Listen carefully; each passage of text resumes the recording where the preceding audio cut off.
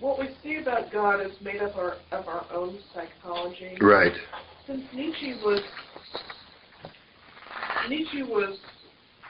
the quote, God is dead, and that is still a lot of the underlying myth for a lot of people. Do you think that that is what's driving our healthcare system and some of our issues with death?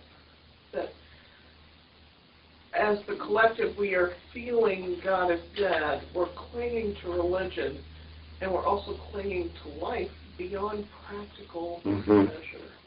Just because we can. Well, not even just because we can't. I mean, even when we can't, it's clear we can't. People. Yeah, some doctors don't do that.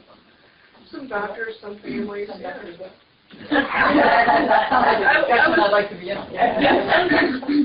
On the first page where it says what we say about God is made up of our own psychology, Nietzsche had said God is dead, and I was trying to tie that into the modern healthcare system and how we cannot allow for death, and how the feeling of God being dead in our collective unconscious, I think, is driving that. Say a little bit more about that. I feel like we feel that God is dead. We don't know how to explain that. So we are clinging to old religions. We are clinging to life at a point where it's beyond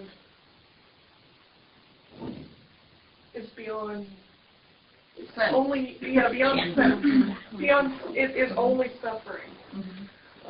I like Hippocrates. First of all, don't do no harm. Right. Beyond where it is only harm. Where it's driving it's hurting our whole economy. It's just a mess. Yeah, because we don't see that there's anything beyond. Right. So then that becomes obviously attractive. Yeah. We have a patient who's stroked in the OR, and the family does not want to take him off the vent. He is dead. His brain is all but dead. All he can do is see. Wow. It's just like we don't know how to reinterpret what is life. I mean, our interpretation of life is, well, if he's breathing. Well, I don't even think it's because he's not breathing on it. Well, or right.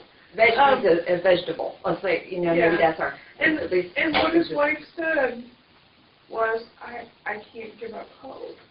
Hope is God. She cannot acknowledge that God is dead because God is hope. If you say I've given up hope, then you've given up. It's an existential crisis. And we see it over and over and over again. And I think it makes sense. I mean, the myth, or whatever myth we have of God, isn't really alive for us. So then, obviously, loss of hope means you're just plunged into oblivion. And so you're clinging to it so hard against all rational facts. Which has to be the difficulty of living in a time when the myth is dying and a new one is being resurrected, where we have nothing, there's no ground to stand on in terms of what God actually is, or like we don't have a living myth. So, I mean, it's a very difficult time to be alive. I think it's uncomfortable for us as human beings. And I think, medical practice reflects exactly that. I mean, along with the rest of the culture. Well, when you said to her, God is hope, and if you give up that, I didn't say that to her, but that's what she said. Her husband's on the ventilator seizing, and she's like, I can't give up hope. What do you say to that? And that's, that to me, that really explains what you're saying. I mean, if you're saying God is hope, and that's life, and you give that, and you're on the verge of having to give that up, withdraw that. That's the Google the phrase. it would be akin to being dead yourself, I guess. Yeah, and I think that that you death, don't find which it, used to then be reach out. considered a natural part of life, has now become an existential crisis because I remember this guy when I had a patient He who would rather be every night when his family It left, pop he it would right tell now. me, And it's on- I've it's been a on good the person, this shouldn't And be if you don't happening. find it, I'll give you my phone number, and if you're calling, I have it in the Where did you get the idea that okay. if you were good, you would never die? What's your last name? And I'm not very good at answering emails. But every night we had this conversation for like 4 months while he was in the ICU. 4303. I was a good And I person. could- This should not be happening Yeah, to me. if you don't find it, let me know, and I can. I didn't know what to do It with should that. be in there. That's a lifetime. Yeah, I Disappointment for guarantee being so you. good. And you should have been bad. There you go. But I've had variations of this conversation with people. I had a lady dying, and she had 4 daughters and a son.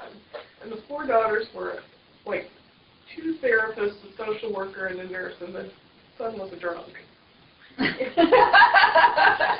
He was like a homeless drunk guy. And he came in, and the girls were trying to keep him away from me. And I was like, I'll talk to him. I'm fine. I don't care that he's...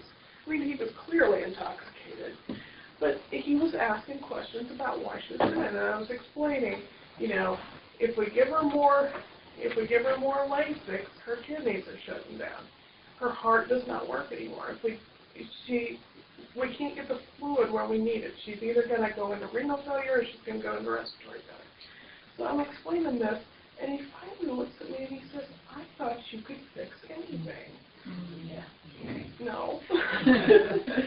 Here's a projection. And clearly, he was not concerned about his mother. He probably hadn't seen her in 4 years, you know, but he hadn't, his whole life had been just drinking and doing whatever he wanted, expecting the healthcare system to fix it when he got old and sick.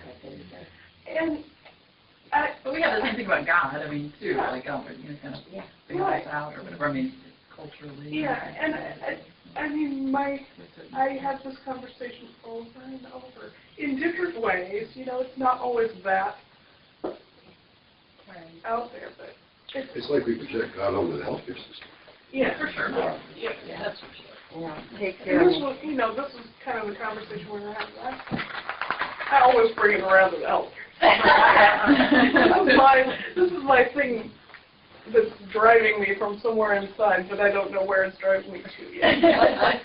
Well, it's such Curious thought about it's such your a woman who said, you know, what, I can't give up hope. I mean, I'd be curious if she said, you know, what would happen if you gave up hope? I just wonder where she would go with that. I mean, because all you can do, I think, is come up with the right question to ask. It's not like you can give her an answer. Right. Well, and she's defining hope in a way that not everybody defines hope. Well, all those Nice to know with what you God, all things are possible. Yeah. Yes, even you're letting go so that for a woman can die. Yeah. Yeah. No, I hope she'll be in a better place. Yeah. Right. When she's at that age. My brother asked the same question when my sister-in-law had a heart attack and died. Well, wasn't there something I could have done? Yes. That's right, and you know, people have different levels of understanding, but the basic denial is there in all of us, I think. We all get shocked by it. The body just can't go on and on and on and on and on to 200 years old. That we expect Everybody else is going. Yeah. Right. Who knew this was going to happen? You know, along those lines, I don't know if anybody saw the editorial in the paper just this week, but you know, there's been such against Daniel's decision to defund Planned Parenthood. Mm-hmm. Well, I couldn't believe it because this is somebody from CTS. But I thought it was just, oh, it was so good. I saved it. I'll send it to you if you can. But it's this basically what this person was saying is, now wait a minute, all these legislators are sitting here saying, you know, don't fund birth control.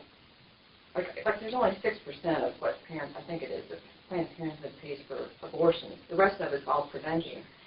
And he's saying, I think that each one of those legislators who are just looking at this from afar and really, very aloofly, should, when all these kids start coming out that are not wanted, that these, more messes in each of their lives and down the road, that they should adopt. They should have to adopt these, and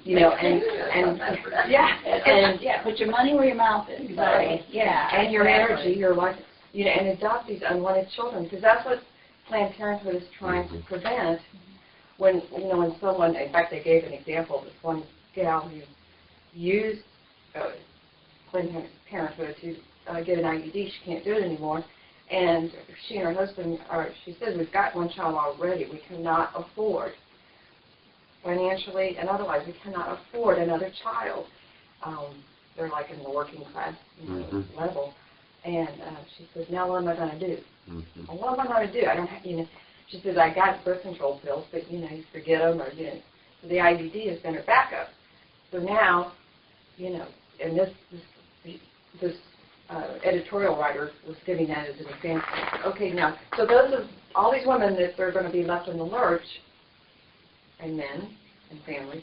Now, legislators, what are you going to, where does that leave you? That doesn't solve the problem that you're, supposedly you're defunding is going to stop abortions. No, it's not going to. And so he says, so really, each of you ought to be able to take a child that's born out of wedlock or born that's not wanted, because that's going to create, all of the heartache and life problems. And take a child and raise it. Put your money where you're. Take a Child Foundation. From a CTS person, Yeah. that was dumbfounded. Yeah. Okay. Well, that's looking at the practice. Yeah. The I agree. That practical. was a foul decision. Well, it's so silly. I mean, it's just going to leave so many people. It's going to create more unwanted children, which is. And then they don't want on Medicaid. Or the education system. Because of their Right. economic- Yeah. Right. It's just like all these kids are going to hit in the...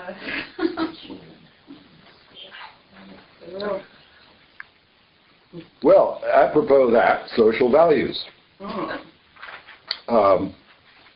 That's what I wanted to end with.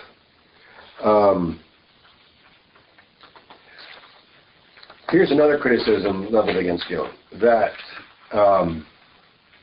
religion as a community enterprise is based on a shared myth. Where are you now? Oh, I'm just talking. Okay. But it's under the new church. I'm just setting the groundwork. If you go to a church, you go to a church because you all believe in Christ, and so having a shared belief forms the basis of community. And so, if we say God is dead, or if we say we have to withdraw our projections from God, that leaves us with our individual experience of the self. But that doesn't provide the basis of community, because community is based on a shared experience of a God image. Does that make sense? And that's sort of standard historical truth. So I was interested to see Jung address this issue. And we touched on it a little bit in Visions, but he sets the context for at the bottom of page 4. The idea of a new God, see where I am? Always comes into an existence when the old concept begins to break up. The unconscious then prepares a new idea. That's what I was talking about right before we stopped. There are always periods in history in which the concept of a God is valid and unanimously believed, and then follows another period in which this image decays. And in those times, such creations are to be found in the unconscious. That's what we've been talking about. Does that make sense? That should be what we've been saying. One could say, therefore, that this is a symptom of the whole present-day humanity. So what he's saying is God dies, or God doesn't work anymore, and so we withdraw our projections from God. We find we find in ourselves what we have been projecting onto God, fourth to fifth stage. And it sounds like that's where he stops, but he doesn't. He says then, the next paragraph addresses that problem. And he says the animus, I think you could just as well say the mind. He's talking about this particular woman, but for our purposes, I think you could say the mind alone is quite incapable of bringing up the symbol. It is only capable of bringing up a symbol. So that would be what I find within myself after I would have withdrawn the religious projection. Presumably the symbol that fits her psychology that will lead her on to further development. That's the individual story. Now, he doesn't say this very often, but here's further reflection. Then her further development will join on to the development of others, and again to others, and the ultimate result of all the development will produce the symbol. You see, a great symbol is an entirely collective thing. We have to be very modest and careful in that respect. So that the religious task of the time is for each of us to find that inner God image. He knows, from this we can realize, that that is only one link in the chain, that ultimately the job is for enough people to have a inner experiences which resonate with each other, and that then will be the birth of a new general image. So that what that leaves us with is our task at the moment, psychologically, in this period of history, is to find our own inner experience, knowing that it is a part of a process of a birth of a larger symbol bit by bit. So the multiple gods of the Greek and Roman world were not working for them anymore, and so that's when the Christ symbol came into... Yeah, but only after you could see in the development of the Greek mind questioning the legitimacy of the old system, so that the new revelation won't occur until the old revelation is debunked.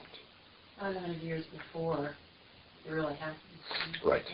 Well, correct me if I'm wrong, but so the Greeks who were in that old system didn't necessarily attach themselves to Christianity. It just decayed for them, right? I mean, there were some conversions. Oh, sure. Oh, they converted to Christianity. They did? Eastern Orthodox, sure. Okay. Yeah.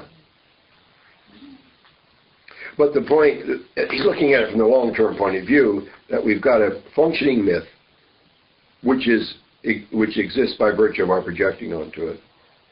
It doesn't work anymore because it doesn't meet the needs of the time. We withdraw the projection. We find those figures inside ourselves. You think that's the end of the story. No, a new revelation occurs. And the new revelation won't occur until the old has been integrated. We are now in a period of withdrawing projections, integrating the old system so that a new one can be born.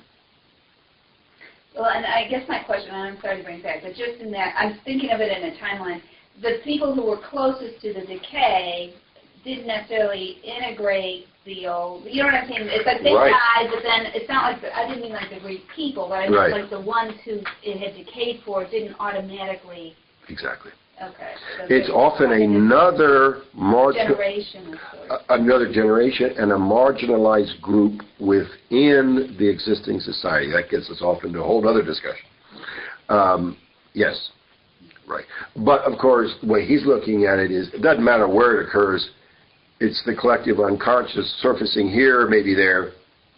But what interests him is how the collective unconscious surfaces, no matter to whom. And somehow he's saying there's a kind of a law that it won't surface until it's been integrated. Like if you have to heal that layer of the skin before the new can come in. Exactly. But you know, it's just fascinating. He says it's going to take 600 years. Well, let's look at the next dream. A temple. See where I am? well, I just gave you more quotes where Jung points out how a cohesive, functioning group and a functioning religious image go together. Kind of in response to your statement, and that we are such a fragmented mess. Yeah, we have no guiding image anymore. Okay, so those quotes then for a while, just give that from different statements of Jung's. Then the indented quote is a dream Max Zeller took to Jung. Max Zeller was one of the guys who founded the LA Institute and then went back to Zurich and took this dream to Jung. A temple of vast dimensions was in the process of being built. As far as I could see ahead, behind, right, left, there were incredible numbers of people building on gigantic pillars. I too was building on a pillar. The whole building process was in its very beginnings, but the foundation was already there. The rest of the building was starting to go up, and I and many others were working on it. And then Jung said, that's the church we're all working on, and it will take 600 years. And by that I mean, I understand that to mean the process I just told you about. Withdrawal of a projection, rebirth of a new myth, commitment to that, and a reorganization socially, religiously, philosophically, medically, all dimensions of life. And again, we're looking at a 600-year process. And the last bit I put on page 6 is another dream from the Dream Analysis Seminar. And I brought it along because we've started out talking about withdrawing projections. And then we've talked until we got to this point of looking at how this process affects the whole of history. And you might throw up your hands and say, well, who am I in all of this? But I think this dream gives an answer to that question. The man sees a vast gray plane approaching him, and the closer it comes, the more the monotonous gray dissolves into multicolored stripes, some wide, some narrow, and they move in a peculiar way through each other, uniting and separating. And then he sees that many people are occupied with those stripes as if to shape or canalize them, or to change the direction, or to blend them. Then he tries to help the other people, and in working on them, the stripes, he becomes aware that they are nothing but the surface of a vast mass, like a huge river flowing in a given direction, and the movement is due to the mass flowing along like a lava stream, the stripes coming up and disappearing again. At the same time, he becomes aware that it is all transparent and luminous, that not only the mass itself, but the atmosphere and the people and he are all permeated with something that he compares to fluid light. And he knows that this has a tremendous influence on everything it permeates. He says to himself, the fate of man, the fate of people, the fate of worlds, and yet he remains preoccupied in shaping his stripe. I threw that in because we are this huge mass, but I think it's important for each of us to work on our own little stripe. And that little stripe is withdrawing a projection, finding that inner, finding what we have projected onto God as a society, owning it up into ourselves, living it responsibly, and that is a part of the evolution of historical consciousness. It seems overwhelming, but the dream shows how each individual person, small as we may be, does have a role.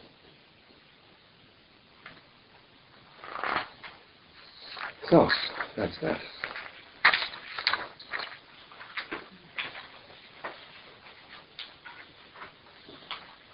Questions, thoughts?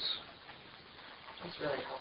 Thank you. Okay. Yeah, you don't get the feeling of what a big issue this touches on from her book, but that's why I wanted to give you a context. What she's going to do now is simply, and I think we don't have to linger on a lot of it, because it gets a little obscure. How this theme of withdrawing the projection from God isn't entirely foreign to Christian thinking itself. So the first thing we will pick up with is on page 40. And I'm going to go through some of this quickly because we don't have to know all these obscure theologians. But she's saying, at one time, remember, the Christian mind focused on the historical reality of Jesus Christ. Now she's tracing how that literal understanding eventually turned into a symbolic understanding. And then how that paves the way for us to say that symbolic understanding really reflects our inner world. That's the point of this chapter.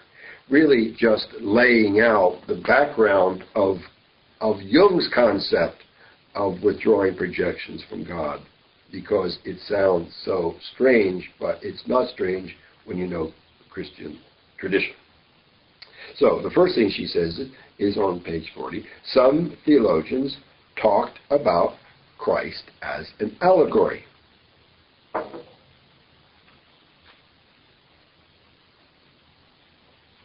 Well, that's a huge shift from saying the most important thing is the historical Jesus.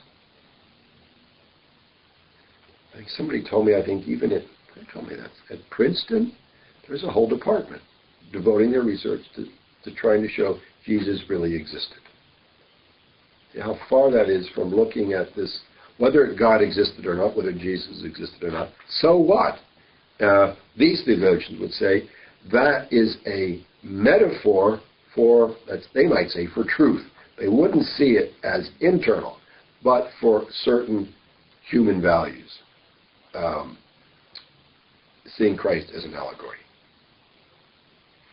As she says on top of 41, these images were brought into the realm of the psyche. And they were not thought as subjective, but they were thought as representative of values.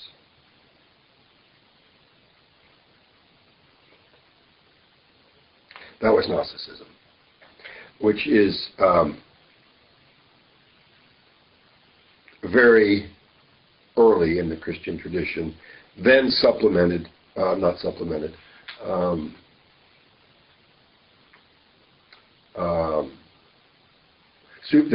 then the traditional understanding of the importance of the historical Christ was superimposed on this way of thinking.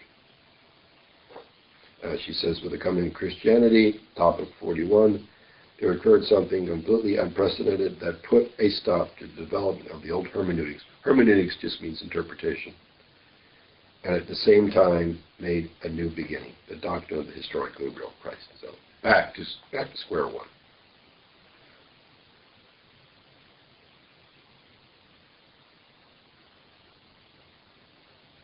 And look at the end of that paragraph, the advance of rational ego consciousness. See where I am? That meaning, of course, the rational consciousness of Greek philosophy, which had debunked the Greek pantheon. The advance of rational ego consciousness that had taken place in the previous centuries was thereby overcome and compensated by a new myth.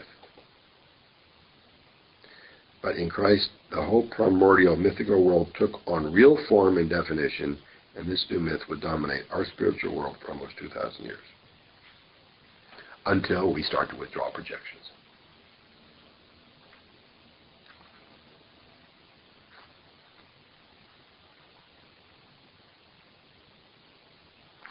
Then she talks about Celsus, whom I don't know, at the bottom of 41. And here you get the beginning, again, of detaching from belief in a historical event to interpreting that possible historical event as expressing symbolic truths. And this Celsius on page 42, 5 lines down, a hidden divine meaning, he said, was revealed by the course of history. The true origin of all cultural tradition lies with the divinely inspired poets, wise men, and philosophers of the past, who, inspired by a divine spirit, spoke the truth. So there, Christ becomes the spirit of truth, of philosophy and poetry.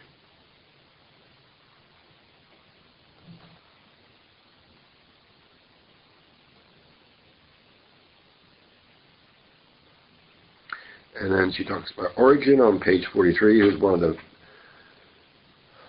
most well-known church fathers, who criticized concretistic understanding of Jesus.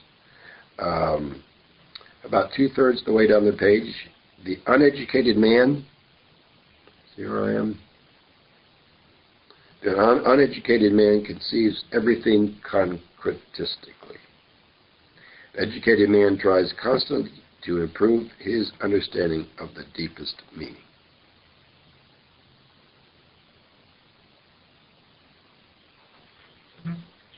So, Gary, could it be said that now that we are at a point where the God image is dying again, that we are going to have a bunch of factions that are going to go back and forth, and finally something's going to gel?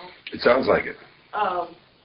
And those other factions are going to die away. So if factions that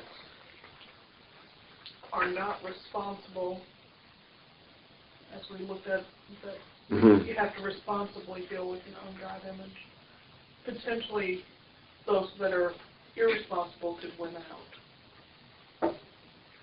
Is it possible they could win out? Sure. So that's why it's important for everybody to do their work. I think Jung would say the continued existence of our civilization depends on the fact that they don't win out. But they're certainly making a good try at it. You said a strip of land might make it. One, a strike? Yeah. One little strike. Yeah. But, I mean, he said he holds out a hope that at least some portion of the earth would be saved. I'm optimistic, I guess.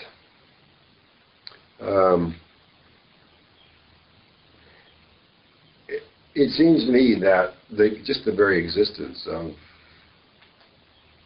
psychological thinking, if it can grow in a healthy way, could have a healing effect.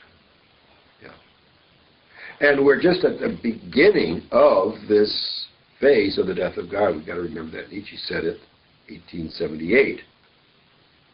So it's 130 years old. Well, that's nothing if you think of the span of human history. And we're in the period of having to make our contribution by owning up to our own individual experience. And talking about it, writing about it, publishing. I think it's very important. It always strikes me so clearly when I'm working with my dreams and others, how these dreams want to be discussed publicly.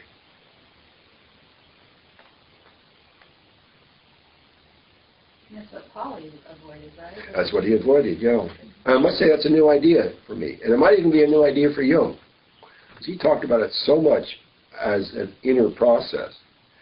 But, you know, that, I don't know, I've showed it to you guys, you probably don't remember years ago, but there's an interview with von Franz where she says, you know, Jung only worked on the inner part of the process. And he knew the outer part of the process had been left untouched.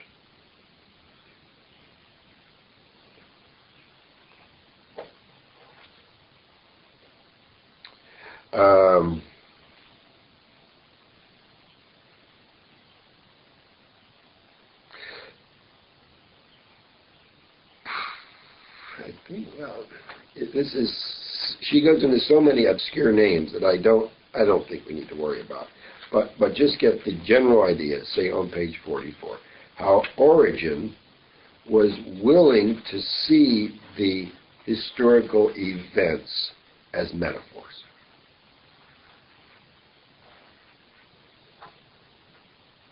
So that the Christian drama wasn't just historically believed in or taken as a foundation. It is an eternal drama that's always happening in the soul. Just always detaching from the literal story. Well, that's a step in the withdrawal of projection. I don't think they would ever say, well, you have an inner Christ, but that this story is living in many details of our lives. And this would be synchronicity at its ultimate, right? I mean, like if you always give that example, the gal who saw the flying horse on the truck. Oh, Pegasus. Yeah, thank you, on the side of the truck. I mean, Yeah. taking historical events and seeing them metaphorically as an internal drama, wouldn't that be a synchronistic interpretation? Yes, it would be. Yeah. Oh, and whether they would see, I think whether they would go that far or not, because they're still completely contained in the myth. But so it's always happening around them. It's just happening on a qualitative level. So, I don't know how they think exactly, but let's say, I speak honestly to you, that would be Christ being manifest. But it's always seen. The synchronicity kind of means you're living in secular time. And then you see the coincidences in a special time. They lived in special time all the time. That's what it is to live in a myth. Does that make Like sense? Origin, you're saying? Yeah. Because he constantly interpreted these events as metaphors. Yeah, everything is metaphor. Everything was a metaphor. So he Right. was always in synchronistic. In his mind, the world was one big synchronicity. So, because there was no standard for comparison, he would just say, this is, the Christ is living with us all the time. Does this address it on 44, starting with this metaphysical reality, was also understood by Origin as a kind of subtle quality, Yes, right. permeating the whole world. Permeating, right, Yeah. right. So that our acts were permeated by the Christian story.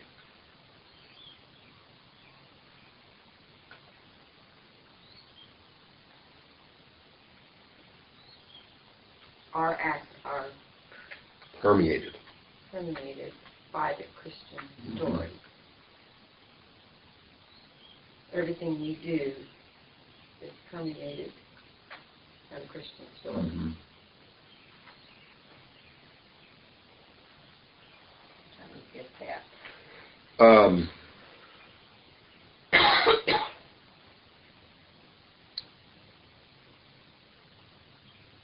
Every moment would be a revelation of Christ.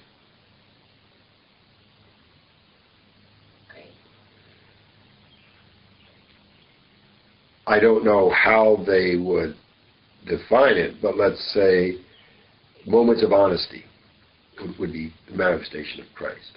Or conception of a child might be the miracle of Mary's conception. They're operating in dual thinking all the time.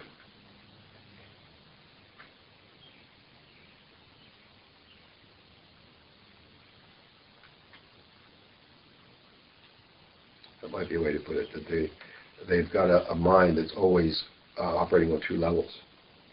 There's the event, and then how that event is an expression of Christ. Not that far from some people today, I think.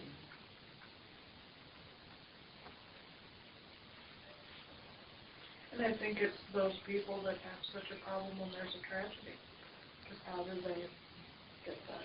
Yeah, or you could say they're experiencing reality and they're projecting the Christian story onto it at the same time.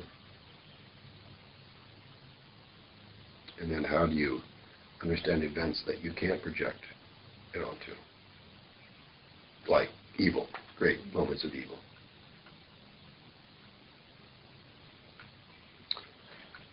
Another point she gets into, again, I think the main idea is just to see how in religious tradition the understanding of Christianity became less and less concretistic.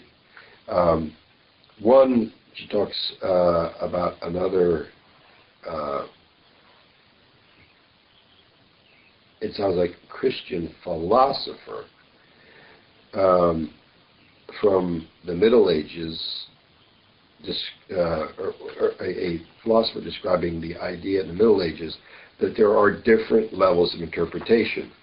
There is the historical concrete, and at the bottom of 45, the allegorical, the tropological, and the anagogic.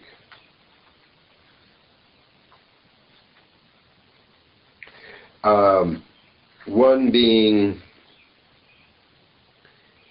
historical would be interpreting the scripture factually.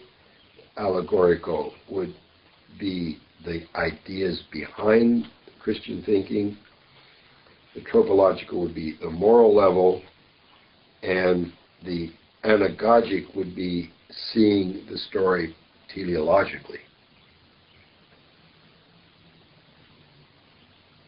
So that a given passage in the Bible would really mean something moral, would mean anticipating something in the future, or reflective of a historical truth. Again, I don't think we need to worry about all the specific details, but she ties it down to, isn't that interesting how well that fits with Jung's theory of the four functions? Just the fact that, we've got to remember their level of consciousness, just the fact that they were willing to interpret the stories as meaning something else is already a very significant fact. That's what she's trying to get us to see. How the Christian mind tried to move beyond the factual thing. So that a story might really have a moral meaning. Well, the Bible doesn't say that, but the interpretation would be a moral meaning, or that a certain religious passage would be anticipating a truth in the future, and so on. I was thinking about that Moses and the burning bush. Yeah. And God said, I am that. Seems to be right now to be the way of the myths coming together. Say more. I don't know if I can. Some of the I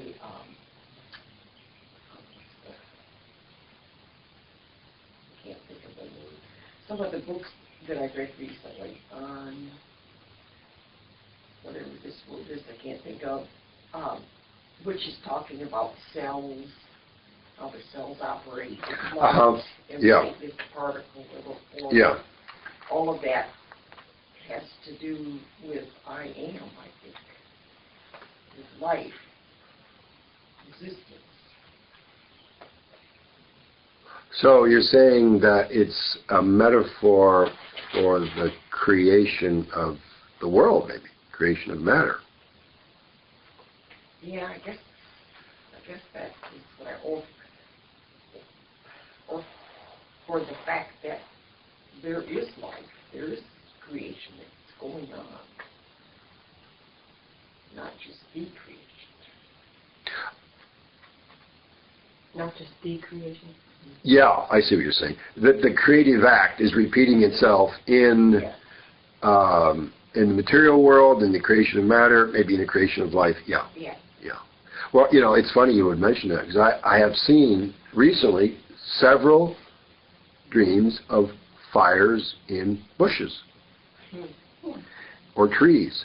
And see, now we would interpret that metaphorically as, remember what happened in the burning bush?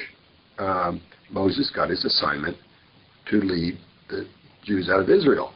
So, from the Jungian point of view, we would say, well, that you are in the process of receiving your life's assignment for the next phase of your life. Now, the kind of people we're talking about here might say, well, the burning bush is, I don't know if they would say it, I'm trying to put myself back in that mindset, might say something like you have said, that burning bush is about the fact that we can trust life always recreates itself. See, how it's taken as an allegory from the fact, and then we take that allegory and apply it to the inside. What she's doing in this chapter is just showing us how theologians along the way of Christianity have been willing to take these biblical stories as metaphors. And then Jung's not so nuts to take things as metaphors. All Jung does is take that metaphor and apply it to psychology. So she's trying to establish the metaphoric, the shift to metaphor from concretism, and then Jung goes from metaphor to psychology. Apropos, I just thought Teilhard de Chardin, one of the guys I like so much, and so did Jung, said, Christ is the goal of human development. The universe is moving through evolution. You see, how he interprets a physical fact as sacred. That what evolution is doing is moving towards Christ, and that's the real meaning of Christ. Well, of course, that's hard to deal with rationally, but that would be an example of one of the, what they call anagogic levels of interpretation. Now, he doesn't really say that as we would, that Christ is an image of your identity. He takes it as a metaphor. We take it as a psychological metaphor. But these are the different levels of interpretation. And each one is stepping back from the historical truth of what was projected onto it, and seeing that truth on a different level.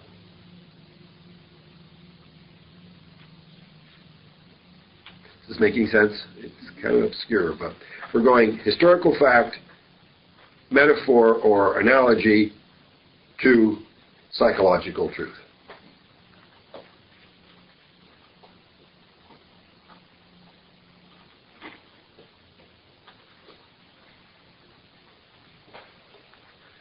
Let's see, where did we stop? 5:45.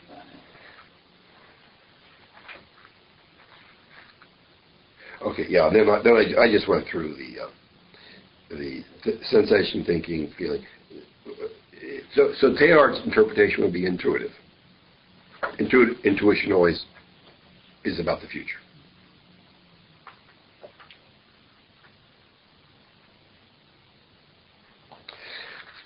Let's see.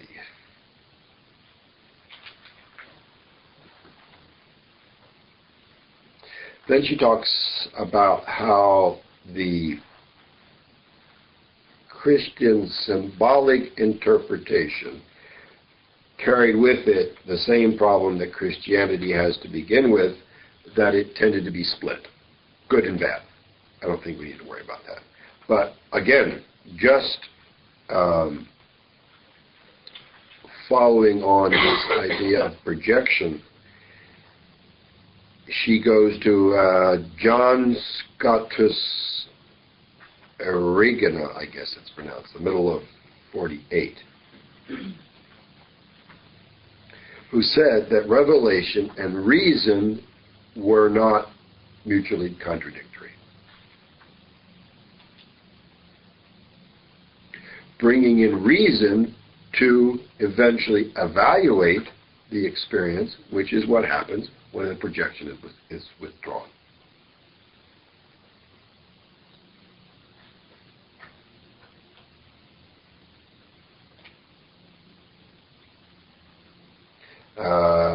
Bottom of 48, top of 49, this John Scotus fellow said Jesus is a symbol of the soul's ascent to heaven. Again, to a religious principle, not to a historical fact.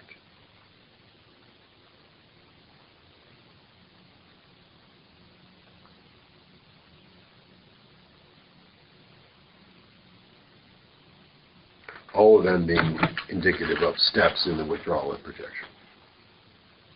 Moral criticism of Christ set in with the Albigensians.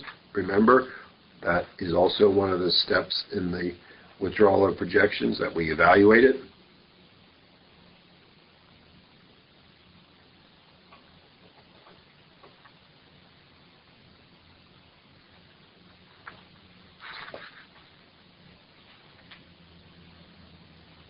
And another interpretation, which I think is particularly interesting, of all of this stuff, is Abbot Joachim de Fiore. Second paragraph on 50.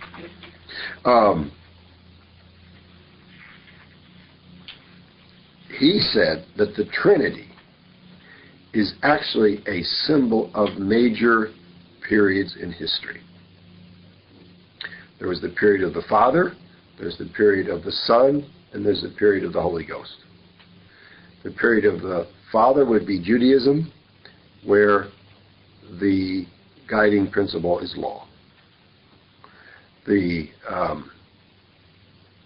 period of the Son would be the period of Christianity, where the guiding principle was grace. And a future period would come, the period of the Holy Spirit, in which everything would be reevaluated. It's quite an interesting thought for a guy in 1200. Again, she's just saying, look how these different highly respected theologians would take the historical dogma, and treat it as metaphor. It hadn't yet got to be inner processes, but as metaphors for conceiving some aspect of life. I'd be interested to see what instead of Trinity, The quaternity.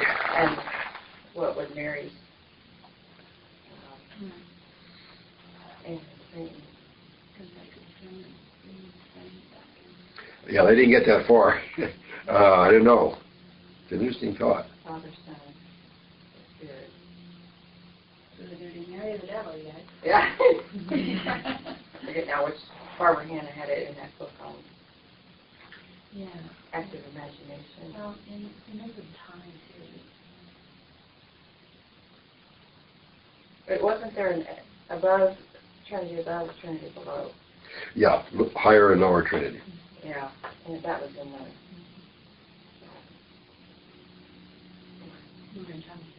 No, I'm sorry, it was in It was the... in Pali. Nope. No, it was in Oh. the Aurora... Fake